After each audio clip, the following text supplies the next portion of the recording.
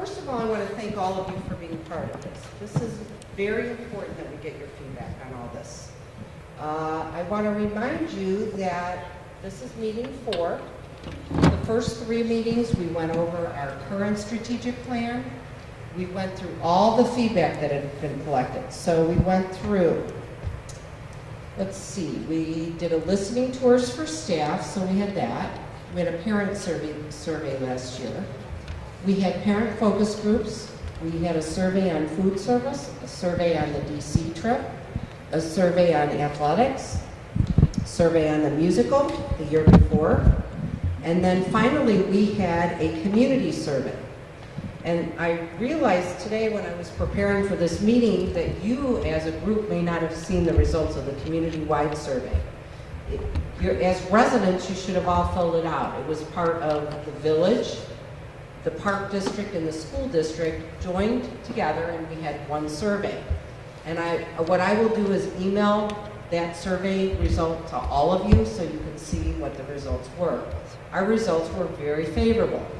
And as usual, the top couple things, which I need to talk about, are the wonderful staff that we have, the great kids that we have, and the high tax bills. Those are 2 very big things in Lake Bluff for everybody. So we need to keep that in mind when we're looking at a strategic plan. We had made the comment that we had really spent a lot of time on the last strategic plan, so we're not going to reinvent it. We're updating it. We're really trying to get it to a place that the district can be held accountable for the next 5 years. So if you remember, the first 3 meetings you gave a lot of feedback on all kinds of things, on the mission, vision, goals, principles, what needs to be in here. And the admin team went back and we looked at it.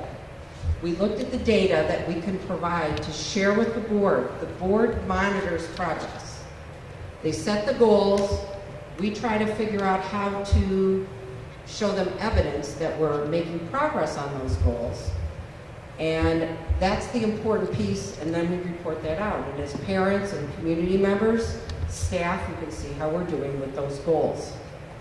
We looked at all of that, and we also kept in mind what Dr. Rubenstein talked about. He talked a little bit about the federal ESSA legislation. That is something that is going to be really big in the coming year. It's still changing. We will have some parent nights next year explaining what that is. But because it is our new accountability, we had to make sure there were aspects of the new ESSA, which is federal and state legislation, involved in our draft strategic plan. I think that's, let's see, what else do I have here? Tonight's process, all right, we're limited to an hour. We are going to briefly go through the mission, vision, and guiding principles, which the board sets. So the board has had discussions on all of those, and I will share with you. They should be in your packets, but it should tell you a little bit about what our priorities are. Again, the board represents all of us. So what they will try to do is make sure everything is in there that represents what they stand for. Mark, did you want to say something? I need to ask this, but do we need to formally call board meeting to order? We did, but that's great. I'd do it again. Yeah, we didn't do it. We need this.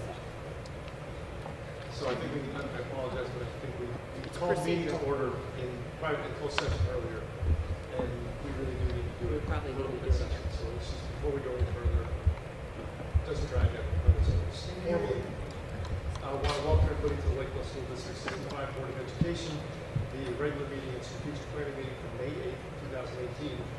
Julie, could you please take the roll? Sure. Susan Ryder. Present. Philip Hood, absent. Mark Berry. Present. Leanne Charlo. Present. Julie Godshall, present. Richard Head. John Moroza. This will be a quorum that we can begin, and we have to start our meeting with a pledge, so I'm sure we do have time. You guys can stand and join me.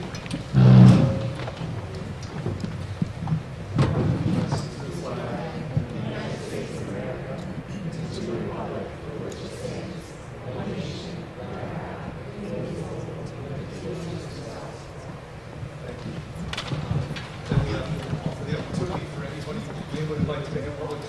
address the board, please do so now. Feel free to stand if you'd like. If nobody would like to do that, we also offer the opportunity for the board to offer an agenda item for future discussion. If anybody needs anything on an agenda that they haven't already seen, feel free to, if you don't want to raise it now, feel free to email me or Jean, and we'll make sure that that happens. And then finally, we begin our discussion, and I hand this back to Dr. Sophie. Thank you for bearing with us. Also, thank you for all of your time. You guys spent a ton of time on this, and we really appreciate all the work you're doing. All right, we are ready. The format for tonight is going to be this, because I don't want you to sit and get, I want you to sit and get, and then get up, and then sit back again and get some more. So what we're going to do is we're going to go through the beginning part, and then after board goal 1, if you have questions or comments, there's going to be a chart paper up here that says board goal 1. You all have post-it notes. If you have questions or we missed something or you see a typo or any kind, great, I love that you're doing this. You take positive comments too, that's always nice to read. Then you can write that on a post-it note and you're going to walk it over to board goal 1 sheet that's going to be up over here. Then we're going to go through board goal 2, etc. through the rest. There are some goals. Board goal 1, student learning is the longest. That makes sense, doesn't it? So we're going to go through all of the board goals, and then at the end we're going to do some last minute comments. I am also going to be sending out a Google Doc tomorrow, so if you think of something when you get home, you can go through that. We are inviting everyone to come to our meeting on June 12th. June 12th, the board will go for approval, and I would like to recognize all of you that have come, and so you can be there to help the board when they approve the final document. All right, let's get started. So, we did some tweaking with our mission, but to provide each student with quality instruction, learning opportunities, and educational environments that inspire academic achievement, personal growth, and responsible citizenship. Our vision has not changed. Excellence in education, enthusiasm for life, every student, every day. Guiding principles. We have the student best interests. We have student learning. We have quality instruction, fiscal discipline. These are guiding principles. Curriculum, communication, partnership. Partnership is big for everyone in here because it truly says education is a partnership involving students, parents, staff, and community. That is a big statement here in Lake Walk. Continuous improvement, fine arts. We are learning now, which is so sad, a lot of the school districts down south are cutting fine arts programs because of money. We just believe that is so sad. Our fine arts program is outstanding, and it really provides our kids a well-rounded education. Overall wellness, technology, our facilities, nature of our community, and shared partnerships. So when you go through these and read these, we took out some guiding principles and added some others. We tried to make our guiding principles the feedback that all of you had given us. All right, goal 1. I'm going to turn it over to Dr. Rubenstein and Mrs. Bay. It's on student learning.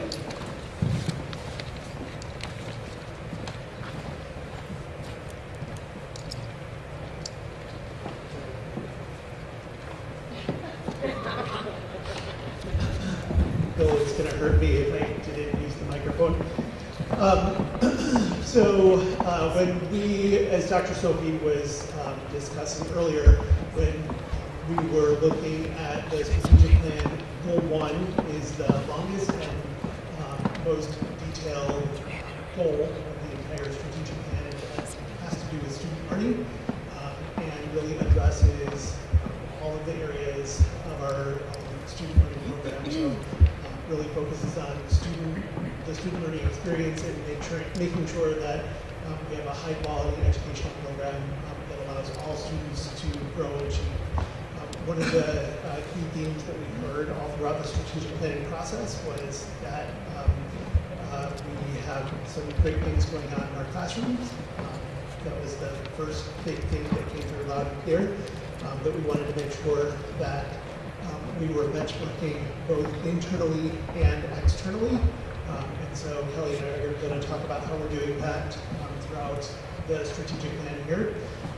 That we were paying attention to the subgroups that we talked about before, but that also that there was a focus on acceleration and extension activities that were going on in our classrooms, and so we'll also hit on that here.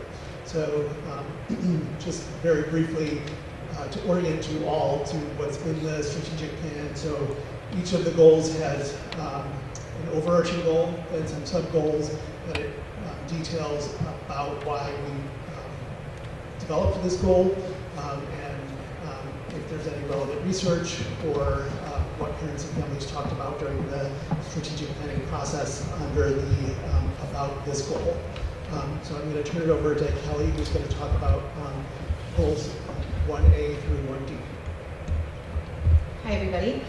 So when it comes to Goal 1, if we zoom into Goal 1A, we're really looking at all students receiving an excellent educational program that allows them to grow at their personal best.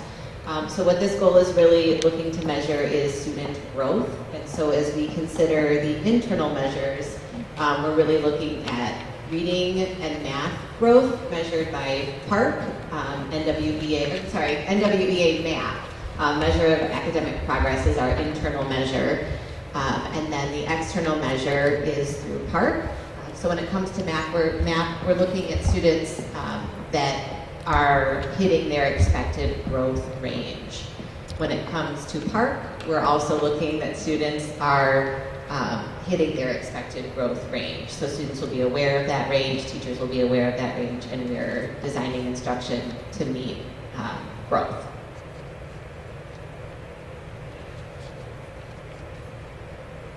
The other area, so you've got growth and then you have achievement. So when we think about student and proficiency level, we're measuring their achievement. And in order for students to achieve at levels higher than before, we're going to be, again, using math as an internal measure. So we're looking for students to be achieving average or in the above average range. So each time a student takes the MAP assessment, it allows us to look at an average or mean score within that assessment. So we want students to be hitting the mean or above the mean. When it comes to PARC, we're looking for students to be on track for college and career readiness, and so that's a score of a 4 or a 5 on PARC.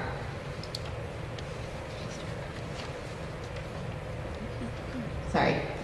So Goal 1C then is really looking at high achieving experiences and high quality educational programming. So as Kevin mentioned, and as most of us recall through our conversations in this process, the need for enrichment and having a goal where we're measuring the delivery of instruction and student progress towards enrichment.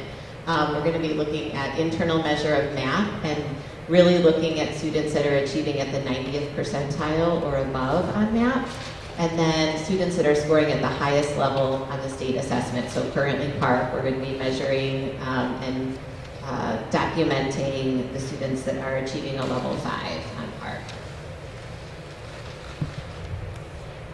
Okay, Goal 1D relates to our English language learner population and students who are developing language proficiency. When it comes to this particular goal, the evidence that we're collecting, we're going to be looking internally at MAP. And we've decided that students within this EL, English Language Learner subgroup, that they're achieving at the 50th percentile or above. And then when it comes to PARC, on track for college and career ready, again, that's a score of 4 or 5. The new assessment that we've added to measure this particular goal area is the access test, which is spelled out as assessing comprehension and communication in English state to state. So we are looking for the goal that all students are growing towards a proficient after 5 years. So proficiency is what we're looking for as an indicator when it comes to this particular assessment.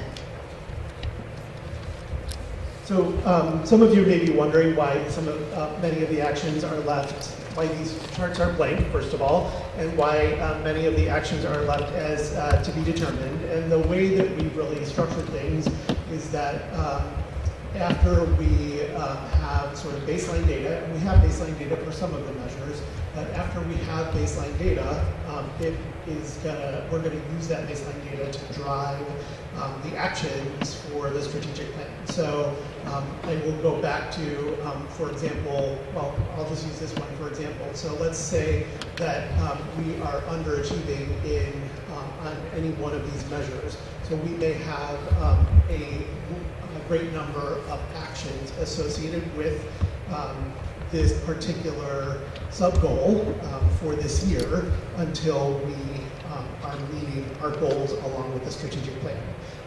And so that is the way that we've structured all of our sub-goals all along the way. And so I didn't want you to think that we hadn't done our work or sort of that's actually intended to be that way. So as we look at goal 1E, that is actually looking at students with disabilities, experience success in our academic programs. So again, an internal benchmark of reading map and math map, and then an external benchmark, so we'll be able to compare how our students with disabilities are doing compared to other students with disabilities as a subgroup across all of our market basket schools in the area. And then the percentage of students meeting growth measures and the PARC assessment. So as Jean talked about before, that Every Student Succeeds Act, that ESSA, is really becoming a big part of our work.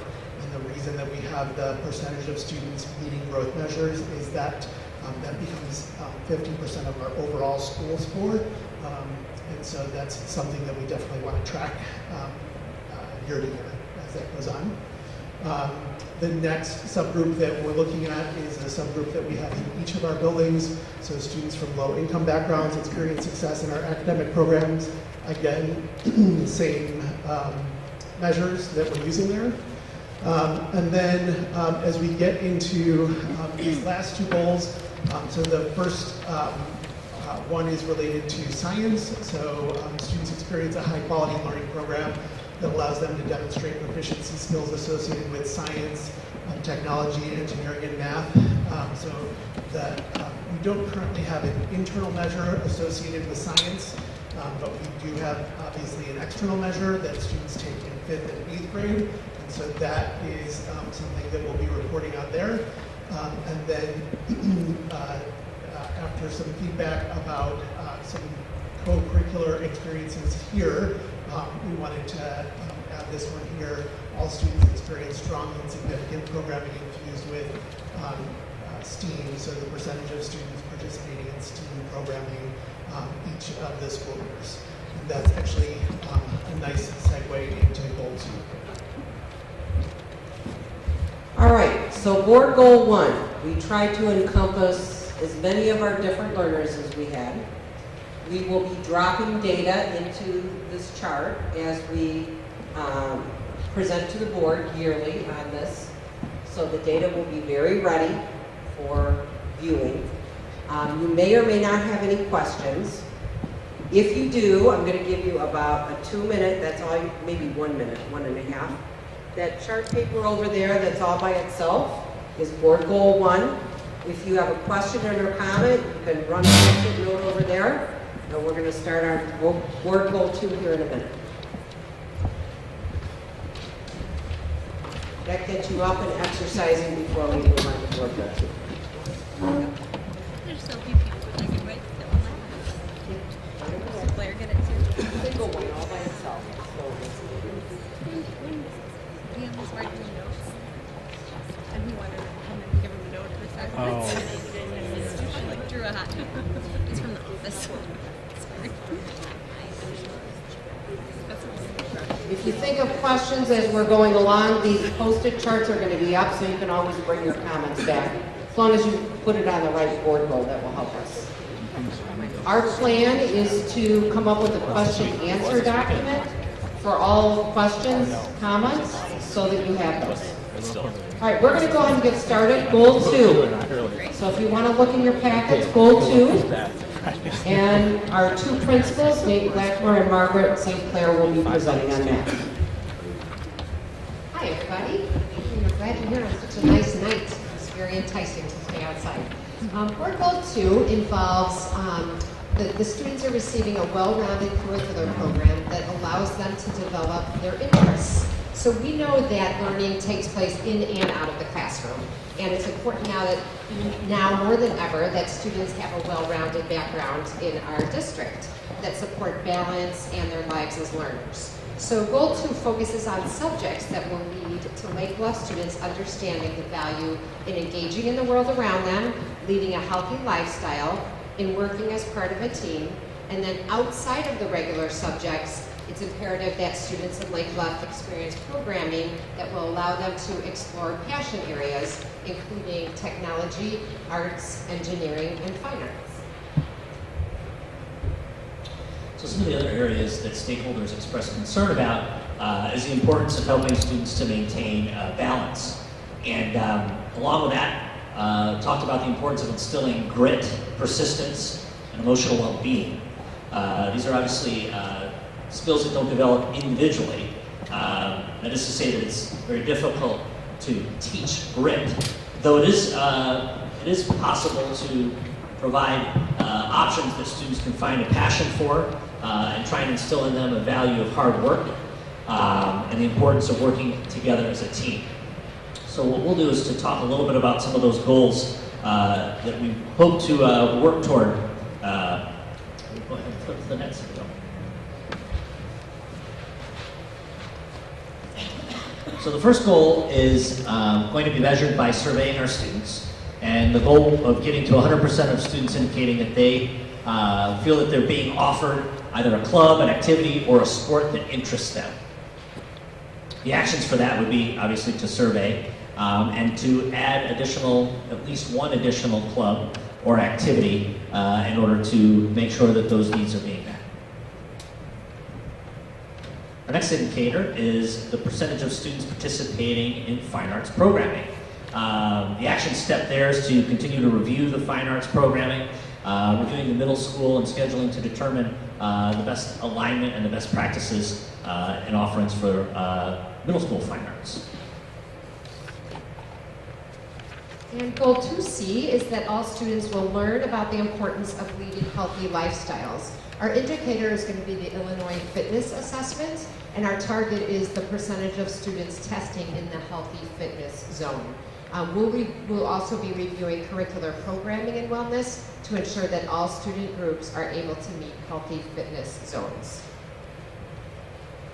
And then finally, Goal 2D is that all students have learning experiences in the community that enhances their understanding of the curriculum, ability to work with others, and allows them to engage in the world around them. And our indicator for this one will be a survey of students. Our target is that the percentage of students indicating that their learning experiences allow them to understand the curriculum better, work with others, or engage with the world around them in a new way. All the students as an action will be surveyed to determine baseline scores for this indicator, and perhaps new field trip proposals being reviewed through this lens. So that's Goal 2 was much shorter than Goal 1. Just a side comment, the healthy lifestyles indicator is already a mandated assessment. That's not something we're adding. That's something we report out to the state and that you will start seeing on our district report cards. So that's just an FYI. So comments, suggestions, questions on Board Goal 2? Now there's a nice label on Goal 2, unlike the one that I prepared for Board Goal 1. But you all found it. So if you have any questions or comments on Board Goal 2, or something you think might be nice for us to know, I will also add that one of the things that we've started doing probably about 2 or 3 years ago is we do review the offerings for kids, the extracurriculars, and we have added new clubs almost every year. In fact, since we added Odyssey of the Mind over at middle school, our kids have been going to world competition. This will be the third or fourth year, maybe. Third year that they're going to world competition. We now have a robotics club that we're starting over at elementary. We are also very aware, though, of the fact that we cannot continue to ask our teachers to sponsor all these clubs. They are very, very busy with their curricular work and their own families. So we're looking for other opportunities to bring people in to sponsor these clubs. So you'll be hearing more about that. All right, we're going to go on and move to goal 3J, the business goal.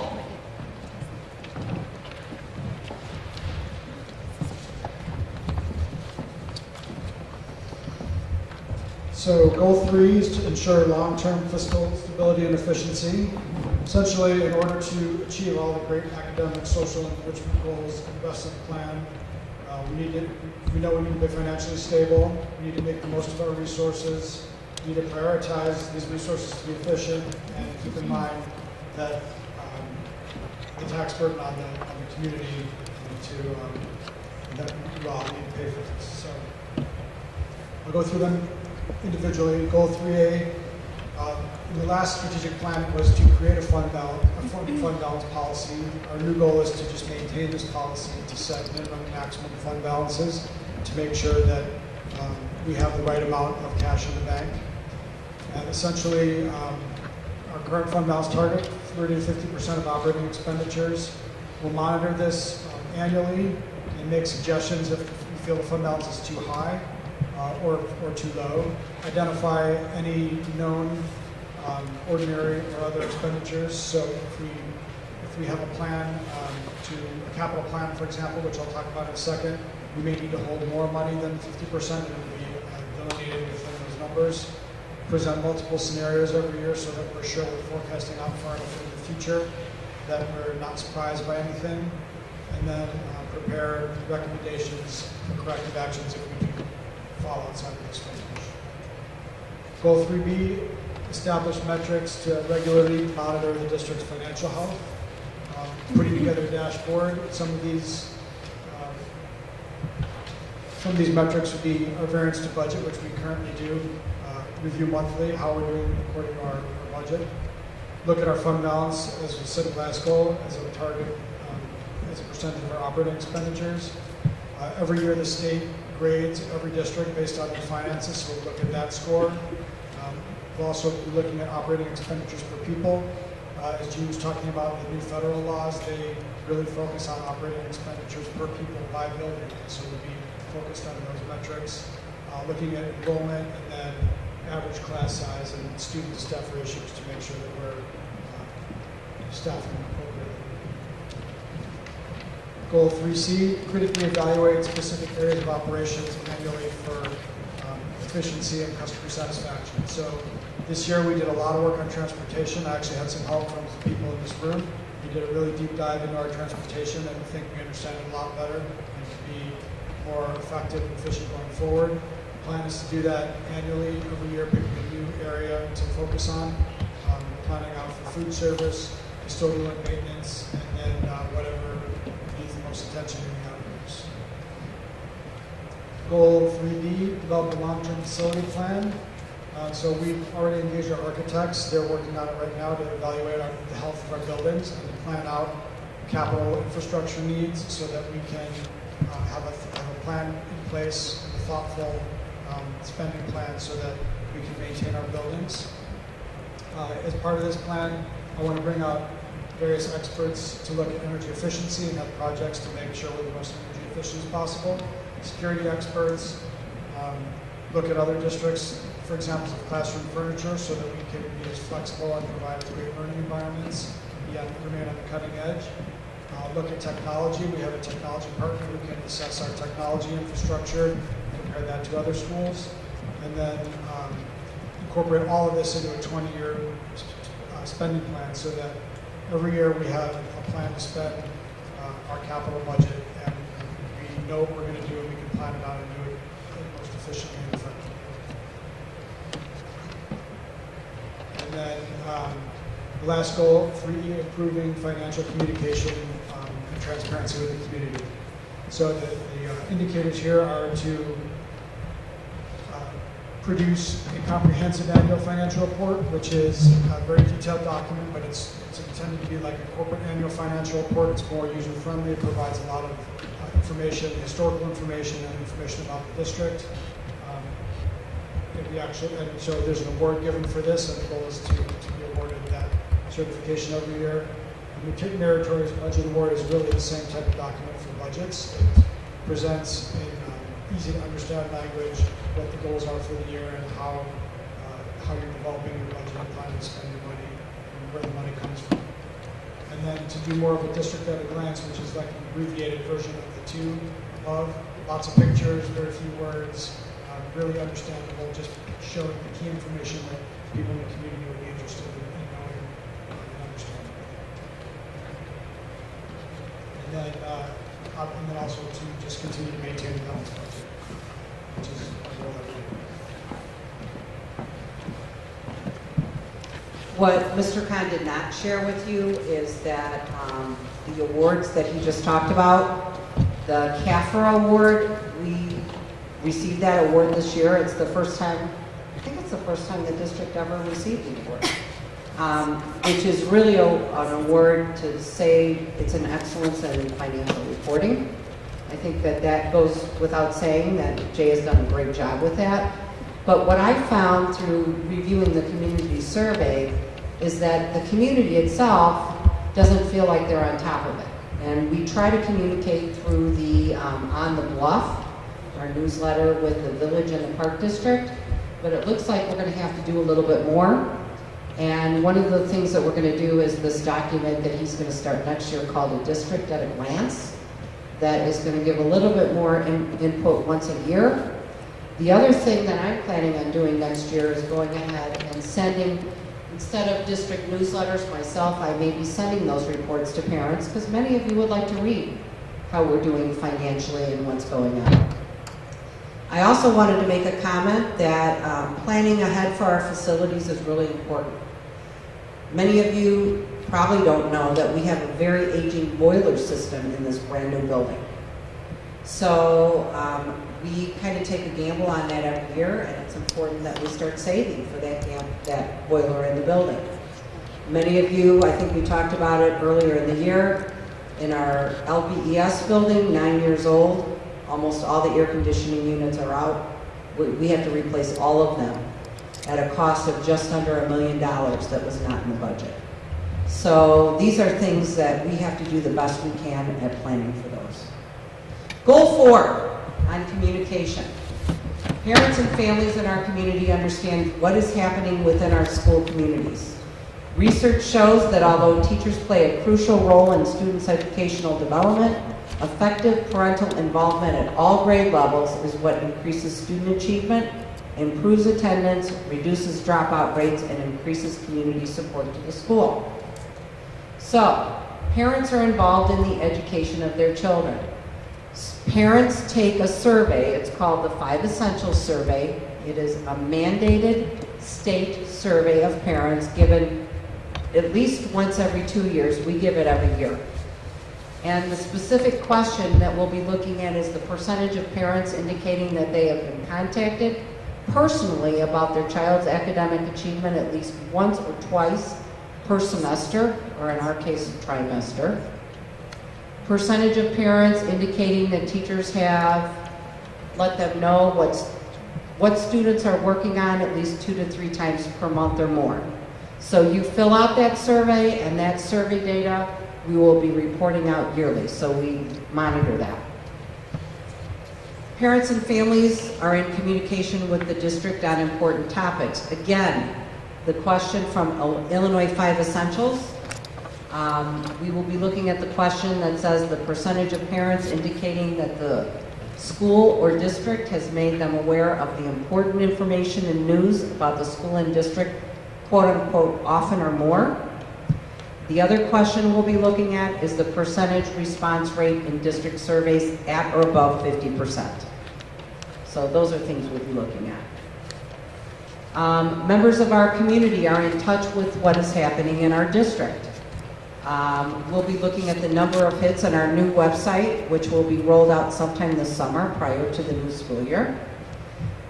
We'll be looking at the number of community newsletters published each year or on the Bluff newsletters. We're working on increasing the number of views on the board meetings posted on the website. Many of you may or may not know, but there's a community channel where you could watch every single one of our board meetings live. And we know, usually we can gauge at least 2 or 3 people that are actively engaged during the meeting, but it's a live opportunity. We're working in the future to be able to watch our meetings live via our website. That's happening often, so look for that in the future here. The percentage of people indicating that our finances are transparent increases every year. That is very important to us. And the community survey, that was something that we were ranked a little bit lower on. So we're trying to figure out how to reach those families that don't have kids in school, that don't necessarily get their communication through email. And that's been a challenge. There are still many people in Lake Bluff that like to get what I call snail mail or paper mail. So we have to look into that. Finally, our staff indicate that they are involved in the important communications of the district. And on this one, it would be the percentage of staff indicating that they feel communication has been appropriate during the school year. And that is through our professional development survey that our staff takes every year. Another thing that our staff gets that we're looking to expand on, which we're going to hear about here in the next goal, I believe, is after every board meeting, we have something called board briefs that goes out to our staff. And what that is, it's a summary of what happened the night before. They're not minutes, because minutes need to be approved by the board. It's a summary of what happened during the board meeting. And we're looking at, we already sent that out to staff, but what can we do to increase the information out in the community so people can look into that.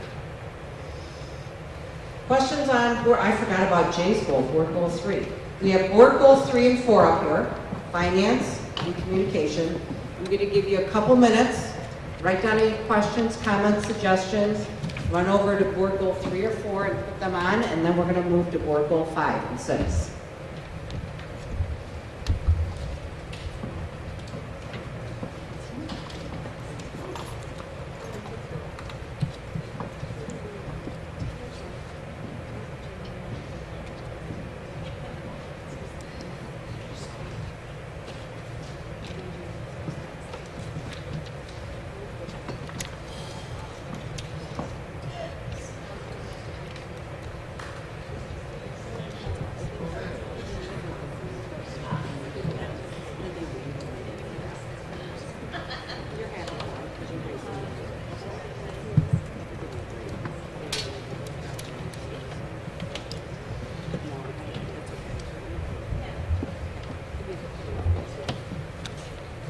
All right, let's go on to board goal 5.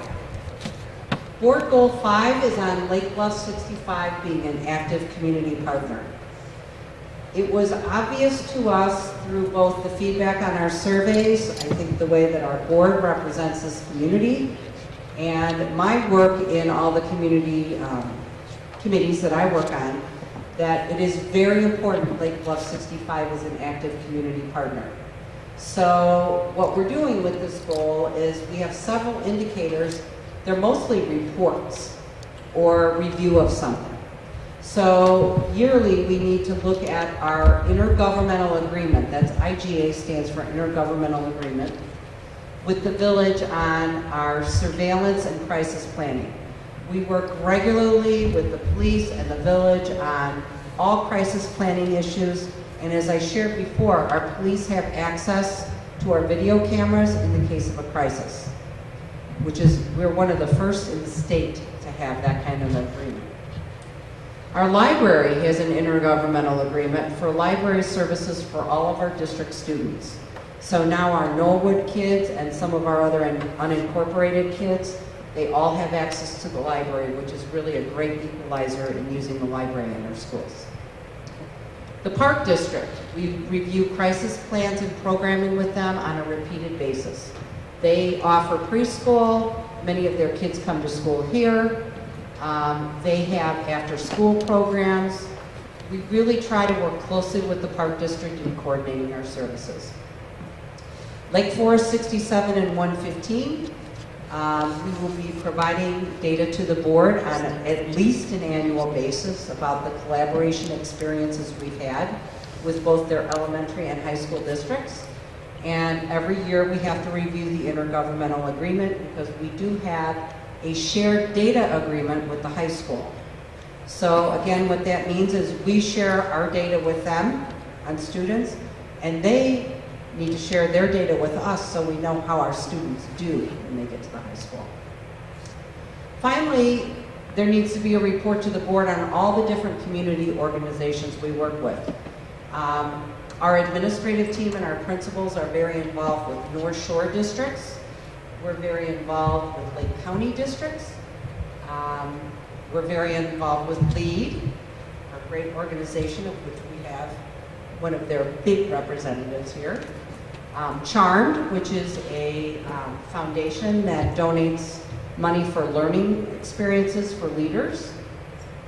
Lake Forest College, we have some agreements that we have with them. And our board really is looking for an annual report on what are you doing with these districts, what do you gain from working with them.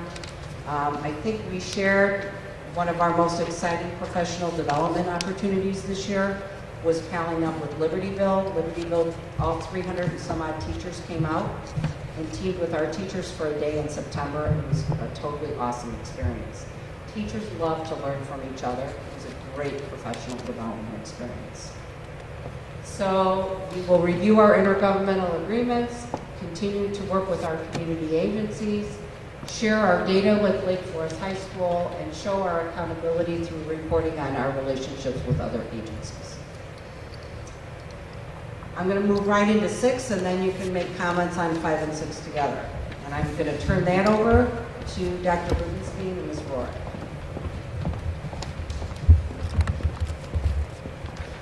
So last, but certainly not least, is goal 6, and that is about the climate and culture within our district leading to strong student learning outcomes. And so one of the other big pieces besides the classroom learning environment and what that looks like and student achievement and making sure that every student had a strong student learning experience was making sure that students felt safe, that our staff felt valued, and that parents and families felt comfortable coming and working and being as a part of our learning communities. So that's really what Goal 6 is all about. So 6A is students feel safe and are treated with respect. We know that students can't learn unless they feel safe in their classroom and in their school. And so we'll measure this using the Illinois 5 Essentials survey. Students in grades 6 through 8 in the past had taken the survey. In the coming year, students in grades 4 through 8 will take the survey.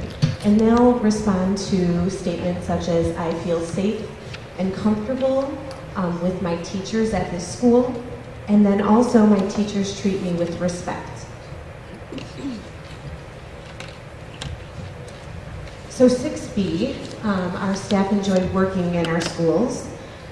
We want to look at how staff feel about working in our schools. We work in an exemplary school district and we want to make sure that we retain our excellent staff members.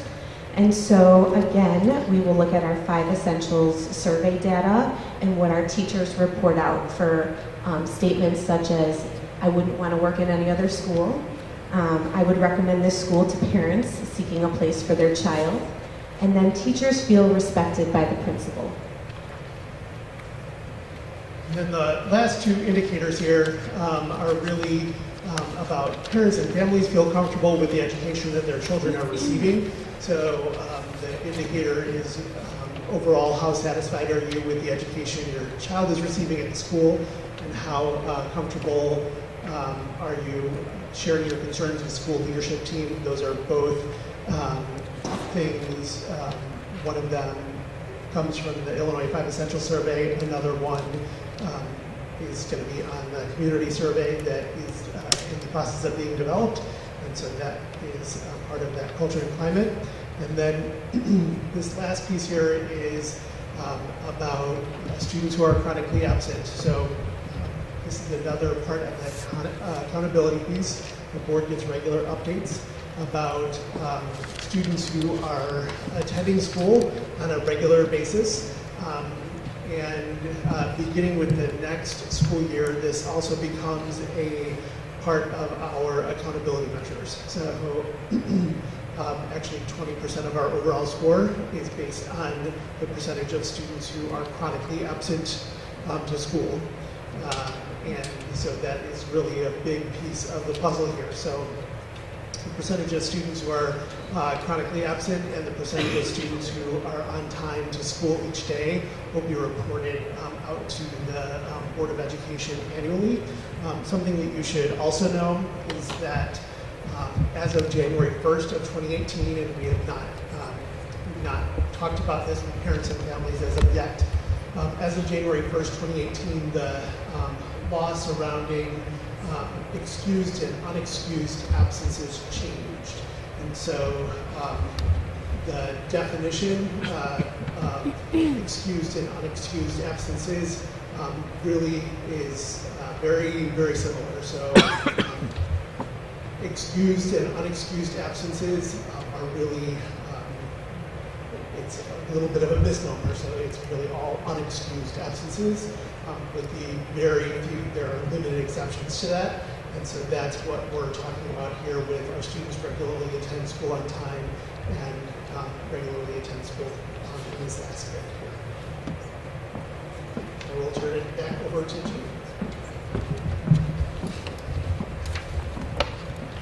Some of the things you'll notice between what we had before and what we've got now, we felt that climate and culture deserved its own goal. We had that kind of combined with in the board goal two section before that was on extracurriculars and extra experiences for our kids. We also came up with a separate goal for community, as I had mentioned before. So if you have any comments on goals 5 and 6, if you could put those on Post-it notes and bring them over to the sheets. And then I am going to kind of try to wrap up as best as I can.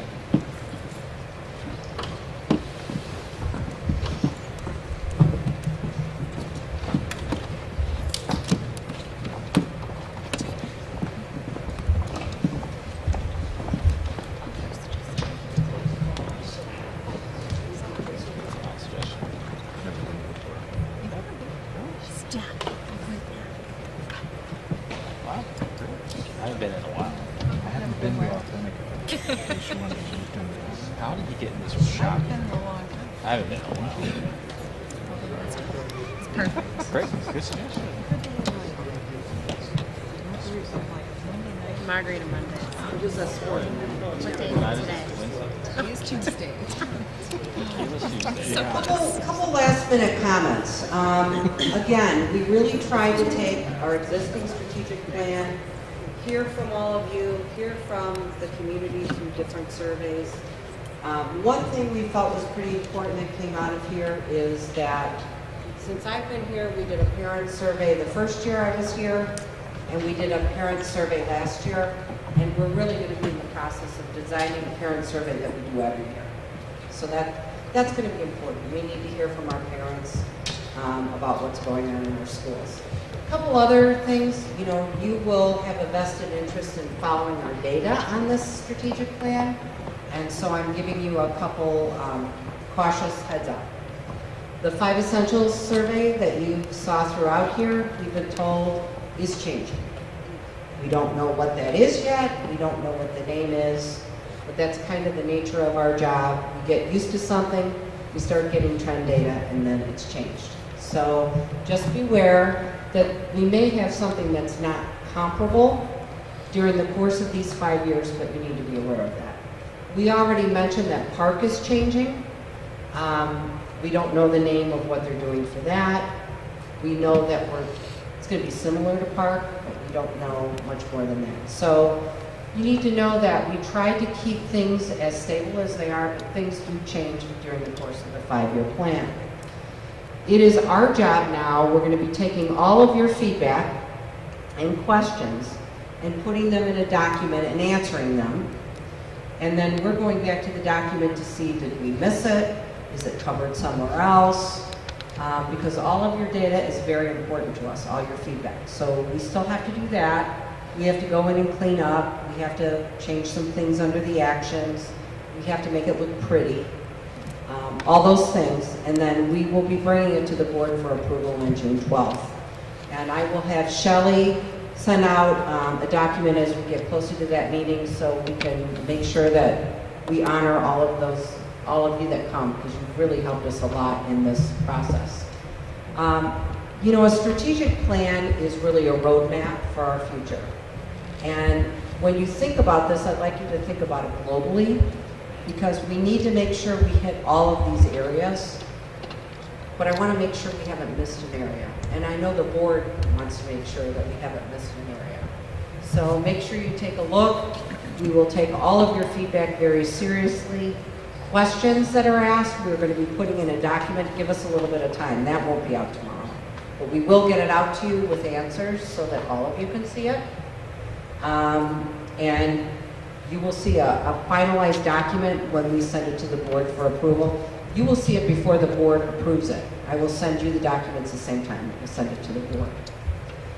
Like we've done with our other 3 meetings, I will have Shelley send you a document tomorrow that if you go home and said, man, I forgot to say this, or you think about something tomorrow, please put your feedback in the document and we'll see if we can use it, because we will take all of this back to our admin team and see what we can do and incorporate your suggestions.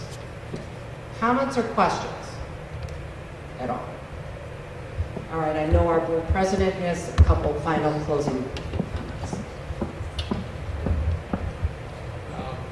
First, thank you for all the work you guys put into this. A lot of work, really appreciate it. Also, given your familiarity with strategic planning now, you'll be happy to know that strategic plan is one of the 2 big documents that the board uses to govern by. The other being our policy document.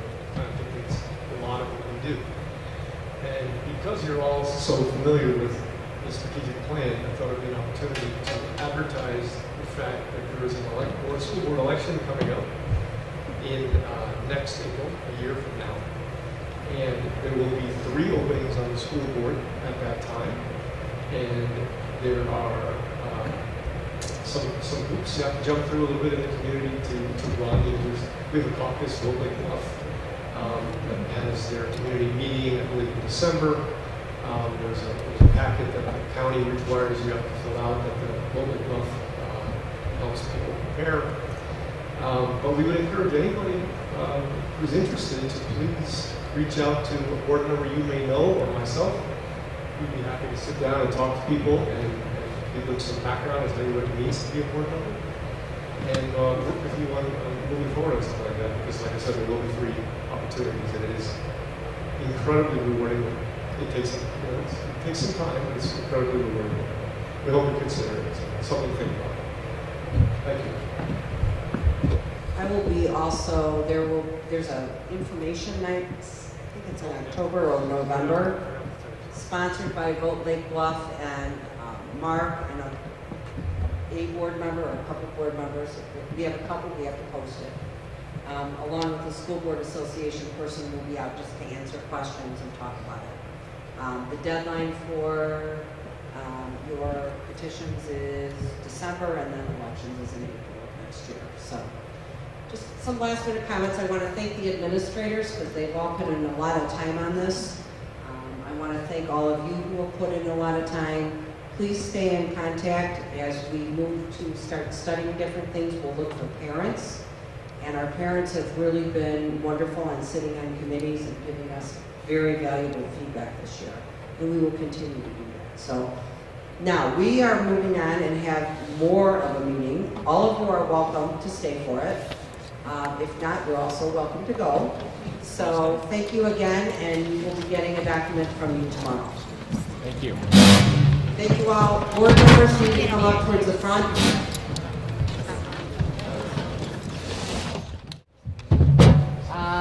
I'm going to preface while you guys are all getting set up. As you know, when Jay started, one of our goals was to,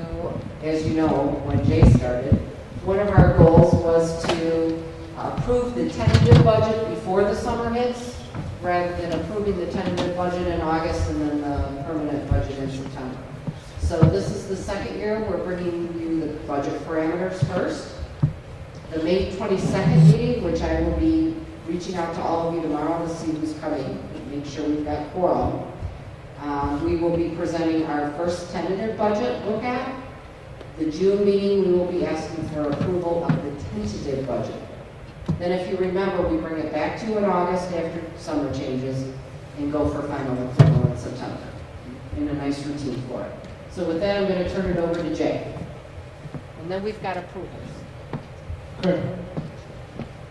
So I'm just going to go through some of the base assumptions that I'm factoring into the tentative budget for next year.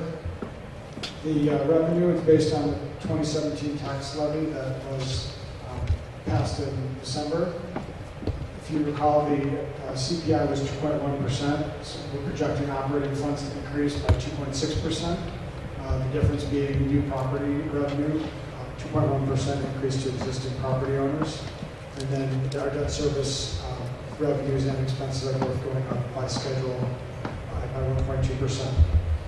Incidentally, with the change in the federal tax law, many people, maybe one of them, paid their taxes in December for the following year. We just received all that money in May.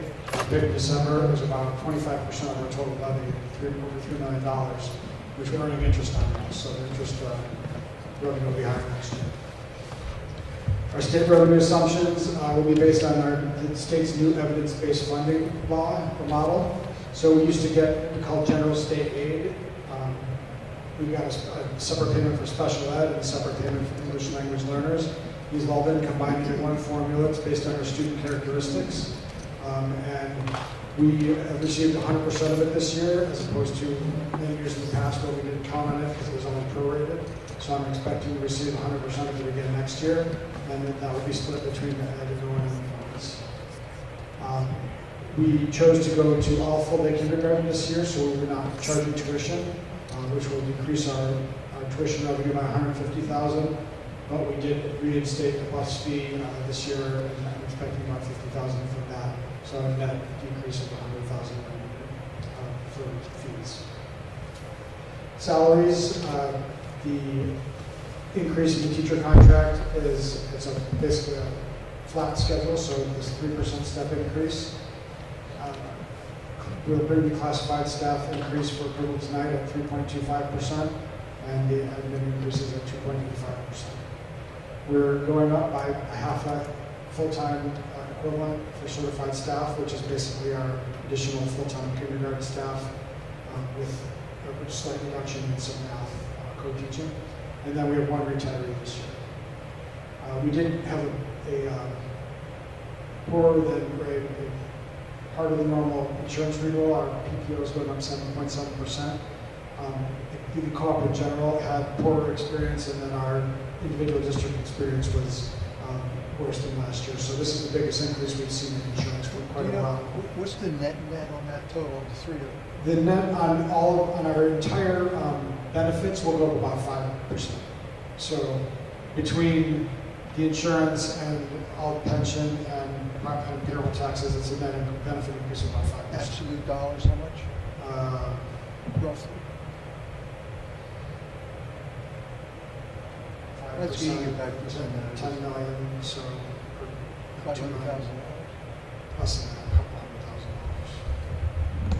$100,000. I'll get back to you on the exact. I can look up the number. Our HMO is doing very well, so that went down. We don't have a lot of people in it. There's only 2 people. And then dental, Jean single-handedly caused our dental increase of 5.2%. With the case, she's been writing her molars and riots, so. Continued, this year we had additional support in the middle school for the new building. We needed extra cleaning support, and we're going to continue to do that next year. And then I'm expecting the special ed tuition to be fairly stable. We're going to have a slight increase in SSED and a decrease in private placements, but that should be consistent. And then big thing, our capital spending. We've got our LVES air conditioner project, replacing all of the rooftop units next year for about $1 million. We are redesigning the office for security enhancements and continuing to do miscellaneous projects at the middle school. Some locker painting, one classroom worth of casework, and a boiler pump as a fail-safe so we can replace our boiler. Technology, we're phasing Chromebooks into the middle school and phasing out the MacBooks as they come off lease. So we'll be buying new Chromebooks for 2nd grade, 5th grade, and 6th grade. With the goal in 3 years of being completely Chromebook in the district. And we've got a lot of projectors in the middle school that we didn't do with the renovation that are on the last line. We need to replace those as well. Transportation, we're going to be looking at making our routes more efficient. And I'm expecting to reduce our spending there by about $100,000 by at least 2 routes. And so once we get the data from registration, how many kids need transportation, I'll sit down with the bus company and their routing software and look at how many routes we have. But I'm expecting at least two route reduction. Is it? Any questions or things you see? Questions, clarifications? These are the parameters he will bring when he brings the first draft to budget. These are the parameters that he will bring when he brings the first draft budget on May 22nd. There shouldn't be any surprises on here. You will notice that we're moving to Chromebooks, which are a lot cheaper than what we've been having, and we're finding out their ability to do many things. So that's been a great thing. But any questions, comments, suggestions? All right, we will be bringing you the first draft tentative budget on May 22nd. And thank you, Jay, for that work.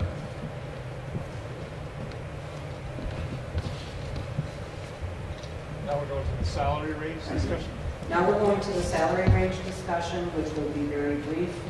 As you know, we discussed salary ranges for non-licensed staffing, which we will be using as a matter of practice. I just wanted to comment that they are drafted and done, and we will be using that in the future. See if you have any questions on that at all.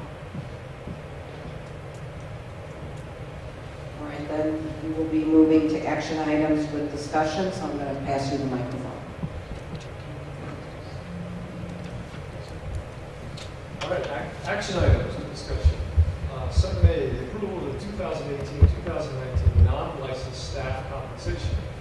We talked about this at length in closed session, and the administration is asking the board to approve a 3.25% increase for all non-licensed staff. Is there any discussion, comments, or questions about that? So, we have a motion to approve the 2018-2019 non-licensed staff compensation as presented by the administration. So moved. Second? Roll call vote, please. John Rosen. Yes. Leanne Charlotte. Yes. Julie Gottschall, no. Susan Ryder. Yes? Mark Berry. Yes. Okay, and just to give some, I'm sorry, I crossed you off because I didn't think you were going to be here. Richard Haig. No. No, okay. Just to give some color to my vote no. Thank you. Just to give some context to my vote no. The increase was 3.25%. I didn't hear a justification for going above the 3% that I found to be more typical of our comparison districts and other segments in our own district. And for that reason, I voted against the 3.25% increase. Thanks. The motion is approved. Item 7B, the approval of the air conditioning units at the Lake Bluff Elementary School. As people may or may not know, all of the other remaining AC units at the elementary school have cooling coil failures and a few other problems. And the administration is asking us to approve the presented bids so we can begin working on replacing all those units this summer. Any questions or comments, concerns about that? We have a motion to approve the air conditioning units as presented by the administration. So moved. Second. Roll call vote, please. Leanne Charlo. Yes. Julie Godshall, yes. Richard Hague. No. Susan Ryder. Yes. Mark Barry. Yes. John Rose. Yes. Motion's approved. Motion is approved. There you go. Other action items, and do we have any other public comments that anybody would like to raise before the board? Anything else, Dr. Sophie? Anything else? Nope. Nope, all good. Okay, so may, 8:09. so at 8:09, we have a motion to adjourn. So moved. Second. All in favor? Aye. Opposed? We are adjourned. Thank you. Thank you, everyone.